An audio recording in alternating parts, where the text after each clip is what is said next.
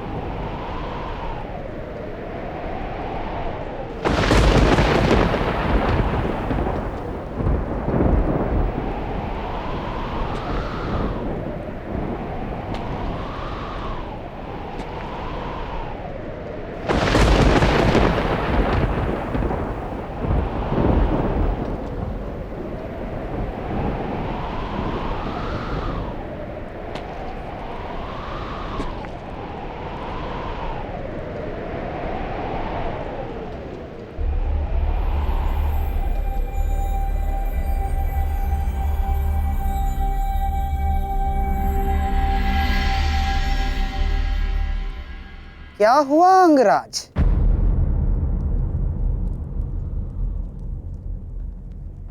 सूर्यदेव से आप ये प्रार्थना तो नहीं कर रहे हैं कि वो उदित ही ना हो? अर्जुन को दिया वचन आपको पूर्ण करना होगा अंगराज। सूर्यास्त का बहाना बनाकर कहीं आज भी शत्रु को जीवित छोड़ देने का मन तो नहीं बना लिया आपने?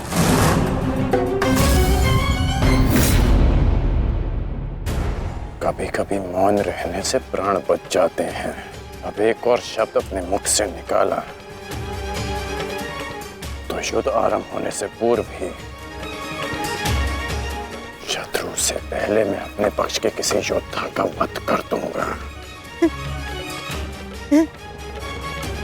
अंगराज, अंगराज आप क्रोधित क्यों हो रहे हैं? मेरे कहने का तात्पर्य केवल यह है कि आपके पुत्र वृषसेन की मृत्यु तो स्मरण है ना आपको? वृषसेन के हत्यारे अर्जुन का पुत्र ही आज आपका लक्ष्य होना चाहिए। बस मैं यही कहना चाह रहा था। कर्ण को स्मरण है मामाश्री।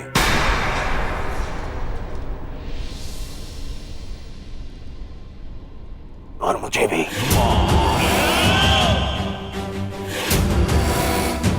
आज हम वृषसेन की मृत्यु और मेरे अपमान का प्रतिकार दोनों लेंगे। मैं केवल इतना जानना चाहता हूं कि इस प्रतिकार से पूर्व उस कौटे अर्जुन को मार्ग से हटाने का क्या प्रबंध करना चाहिए? उसका प्रबंध मैं कर चुका हूं मेरे होने वाले सम्राट।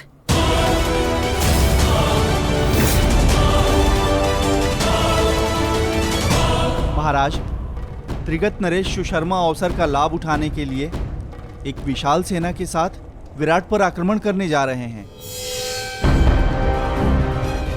विराट नगर को सहायता की आवश्यकता है। शीघ्र कुछ कीजिए। मुझे शीघ्र ही विराट प्रस्थान करना होगा। किंतु महाराज, इतने कम समय में आपका विराट पहुंचना असंभव है। केवल वासुदेव में ही वो क्षमता है जो वायु गति से रथ चलाकर अर्जुन के साथ वहां पहुंचे। हमें आपकी सेना की आवश्यकता है और अर्जुन अकेला ही उन सब के लिए पर्याप्त है। किंतु अर्जुन की अधिक आवश्यकता यह रणभूमि में है। परंतु महाराज, आप वहां बहुत से परिवार, स्त्री और बालक संकट में। एक समय था जब विराट राज ने हमें अज्ञातवास में शरण दी थी। आज वो समय आ गया है कि हम उसका ऋण चुका सकें।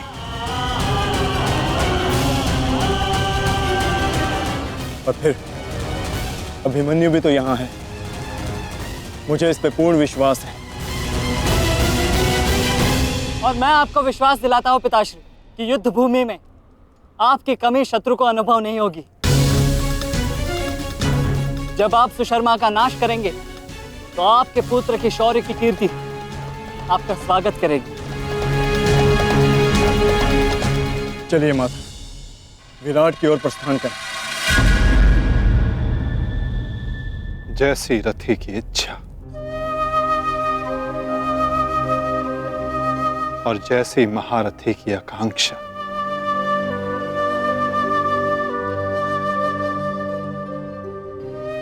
आओ पार्थ।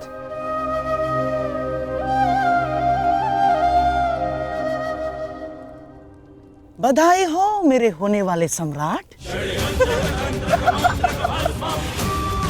अर्जुन रणभूमि छोड़कर विराट के लिए प्रस्थान कर चुका है।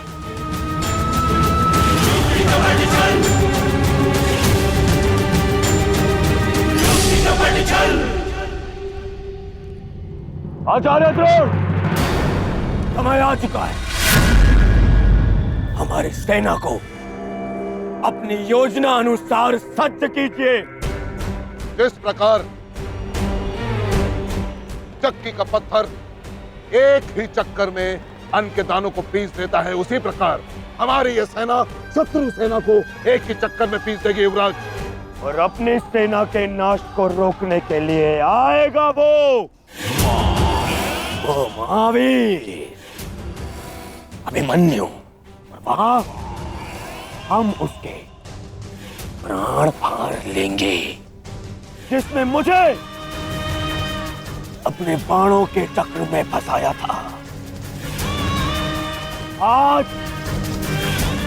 वो फंसकर मरेगा हमारे चक्रव्यूह में। युद्ध का 13वां दिन।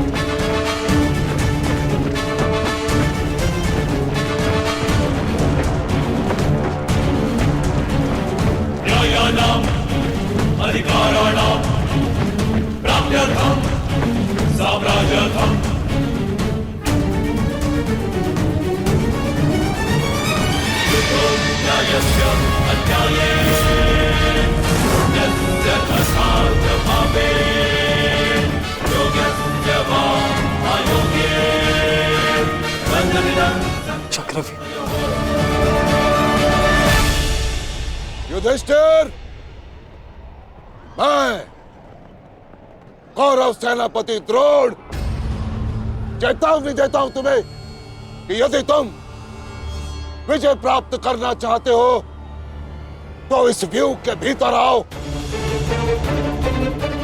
और यदि तुम इस व्यूह को तोड़ने में सक्षम रहे तो हम अपनी पराजय स्वीकार कर लेंगे, और यदि नहीं तो तुम अपनी हार स्वीकार कर लेना। सुना तुमने?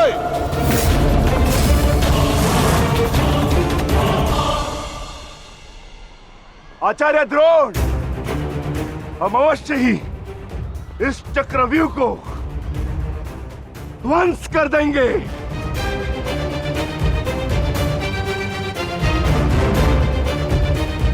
यह संभव है। चक्रव्यूह युद्ध का सबसे कठिन और सबसे विनाशकारी व्यूह है। इसका हल केवल अर्जुन के पास है।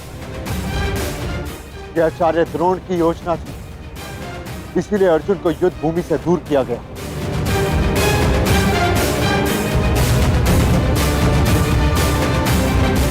कोई तो मार्ग होगा। मार्ग है।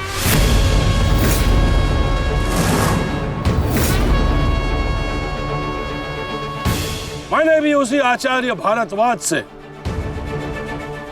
चक्रव्यूह भेदन सीखा है, जिस आचार्य भारद्वाज से उस द्रोण ने चक्रव्यूह की रचना सीखी।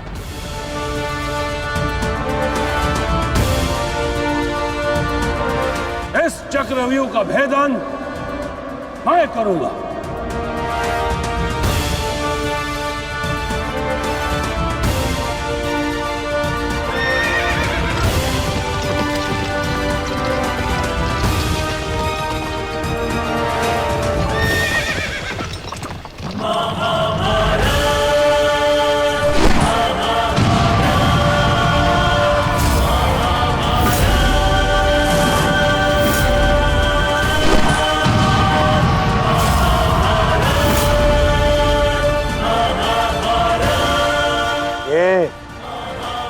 क्या है आचार्य? पांचाल नरेश द्रुपद तो इस व्यूह को तिनके की तरह तोड़ते हुए आगे बढ़ रहे हैं। भूल गया वीरराज कि मैंने और इसी द्रुपद ने मेरे पिताश्री के आश्रम में इस चक्रव्यूह का अभ्यास किया था। तो अपने मित्र को रोकने के लिए कोई अस्त्र, कोई शस्त्र है आपके पास? अब तो केवल एक ही अस्त्र है और एक ही शस्त्र दुर्योधन। जयद्रथ!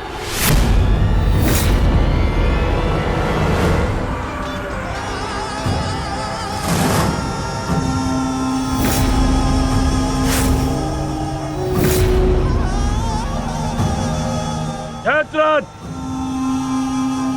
कदाचित द्रौपदी के पतियों द्वारा किया गया अपमान भूल गए हो तुम, इसीलिए द्रौपदी के पिता के समक्ष उपस्थित हुए हो। आज द्रौपदी के पति हो या उसके पुत्र, कोई मुझे नहीं रोक सकता।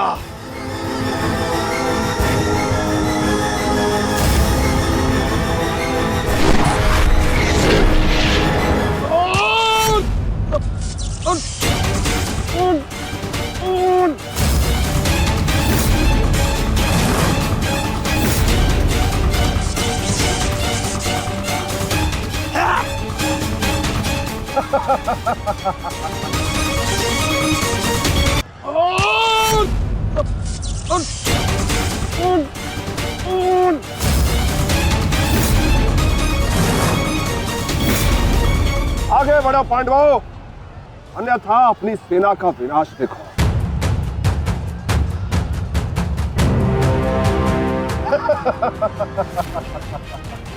ज्येष्ठ पिताश्री, मुझे आज्ञा दीजिए। मुझे चक्रव्यूह के भीतर प्रवेश करने का मार्ग ज्ञात। मैंने पिताश्री से सुना था कि ये मैं कर सकता हूं। नहीं अभिमन्यु, मैं तुम्हें इसकी अनुमति नहीं दे सकता। धर्मराज ठीक कह रहे हैं। आचार्य ने कुछ सोच समझकर ही इस व्यूह की रचना की है।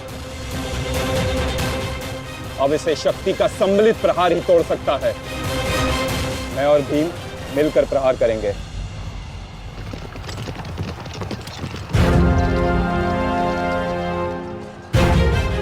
देखिए ने मामाश्री,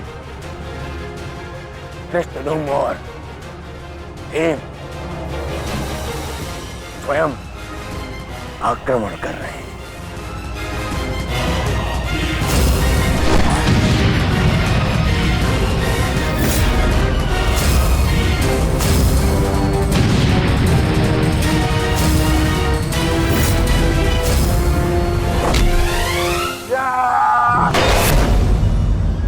आज इनके हर एक प्रहार का उत्तर है जयद्रथ।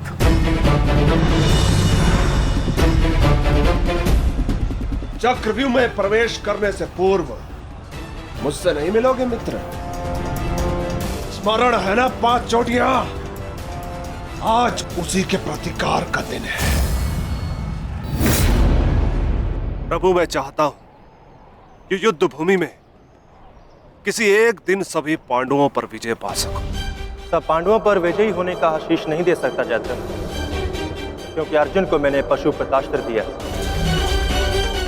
मेरा ही वरदान मेरी ही शक्ति को छीन नहीं कर सकता। इसलिए केवल अर्जुन को छोड़ जिस दिन तुम चाहोगे शेष संसार के समस्त योद्धाओं के समक्ष तुम अपराजय रहो।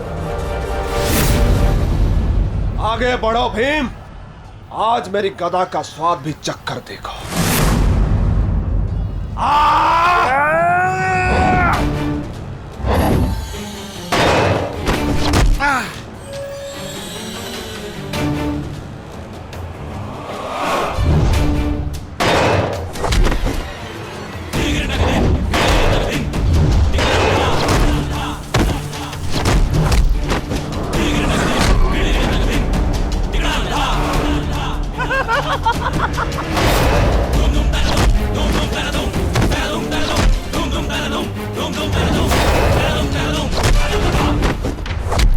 मारो उससे।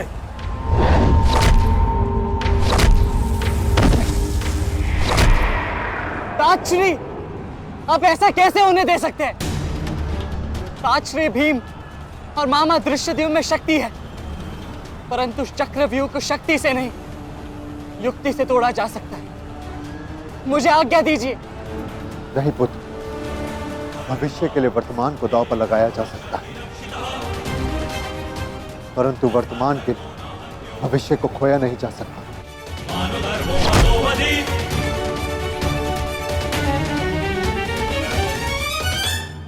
श्री भीम और मामा दृश्यद्युम्न में शक्ति है, परंतु चक्रव्यूह को शक्ति से नहीं युक्ति से तोड़ा जा सकता है।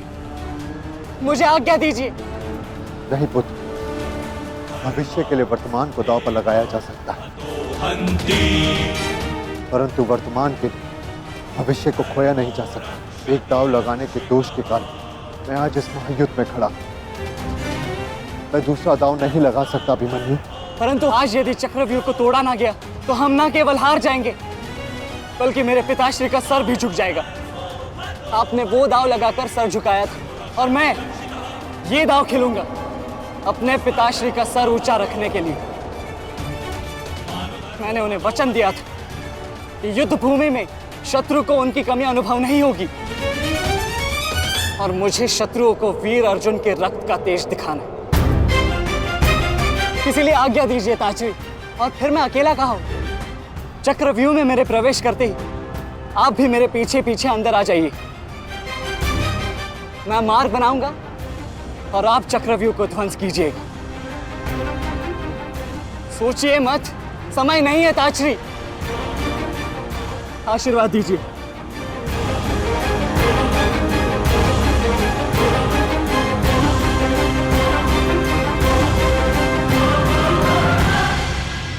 ठीक है पुत्र, किंतु सतर्क रहना। हम तुम्हारे पीछे ही रहेंगे। आगे बढ़ो।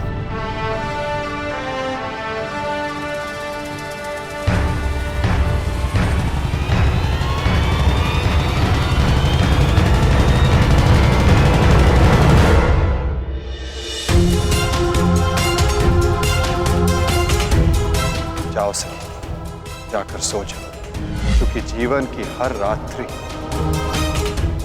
सदैव सोने के लिए नहीं होती।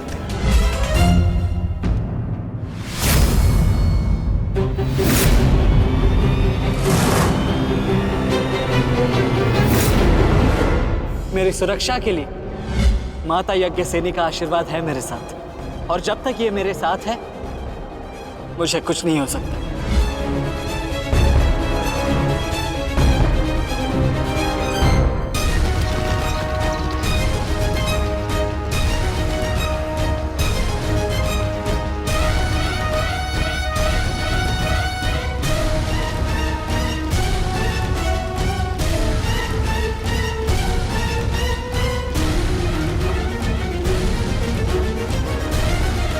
क्या हुआ माधव, आप रुक क्यों गए? चूंकि समय नहीं रुकता पार्थ, परंतु मानव को 2 पल रुकने का अधिकार है।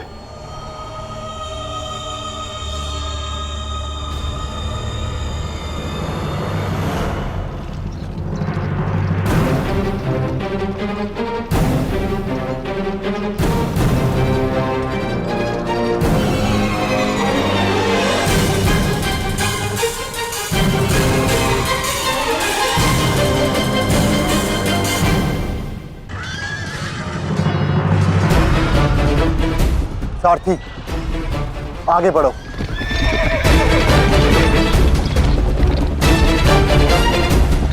अभिमन्यु के द्वार तोड़ते ही हमें उसमें प्रवेश करना है। अभिमन्यु को दृष्टि में रखना, उसकी रक्षा करना हमारा कर्तव्य है।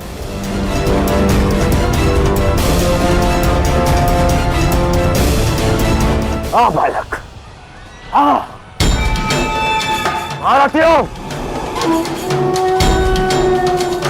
ऐसी मृत्यु देने से कि इसकी चित्कार उन पांडवों के हृदय को चीर देगी। और स्मरण रहे, सरल मृत्यु नहीं देनी है इस अभिमन्यु को।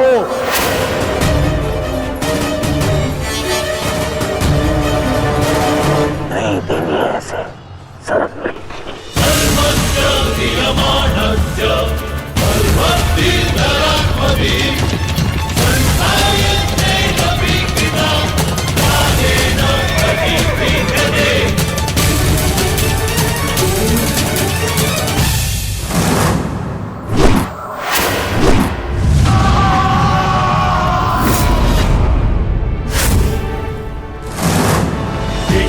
साक्षी, मुझे मार्ग मिल गया है। इससे पहले कि द्वार बंद हो जाए, आप शीघ्र ही मेरे पीछे आइए। सारथी, शीघ्रता करो। शीघ्रता करो सारथी, शीघ्रता।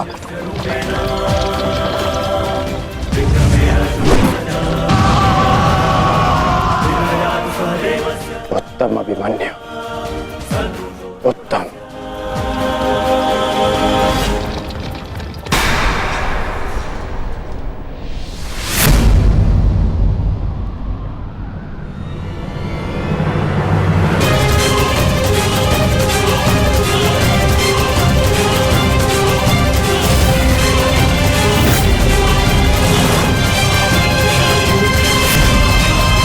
एक बार तुम्हें क्षमा कर दिया था, किंतु अब नहीं।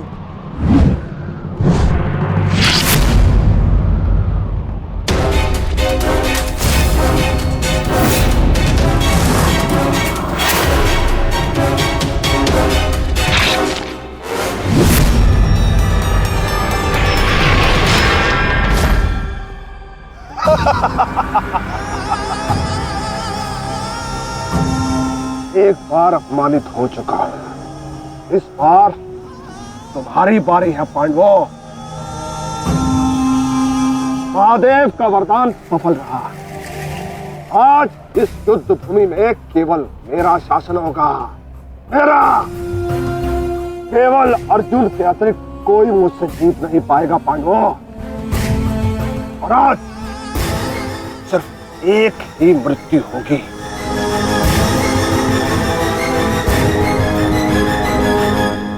अभिमन्यु की।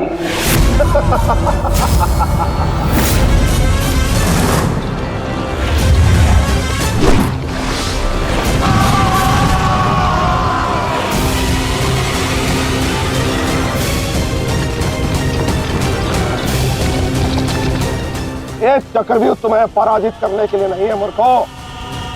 ये तो उस अपमान का प्रतिकार था जो कल अभिमन्यु ने युवराज दुर्योधन के साथ किया था। उसने दुर्योधन का मान हरण किया था और आज वो उसके प्राण हरण करेगा।